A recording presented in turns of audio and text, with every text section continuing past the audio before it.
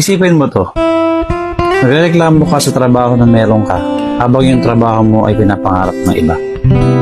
Minsan naiinis ka sa anak mo sobrang kulit. Pero yung iba, nangarap na magkaroon ng anak. Hindi mo gusto yung bahay na meron ka. Pero marami ang nasa kalsada. Wala mo lang matuluyan. Minsan gusto mong bawiin yung sarili mong buhay. Pero yung iba, gagawin ang lahat para lang mabuhay. Minsan kaya hindi ka masaya kasi hinalab mo yung mga bagay na wala sa'yo. Alam mo, subukan mong tumingin sa paligid mo at makikita mo na napakadaming bagay na meron sa'yo na pinapangarap ng iba. Huwag mo kasi hanapin yung mga bagay na wala sa'yo. Sa halip, magpasalamat ka sa mga bagay na meron ka. Baguhin mo na yung kaisipan mo. Dahil hanggat hindi mo binabago yung kaisipan mo, hindi ka magiging masaya.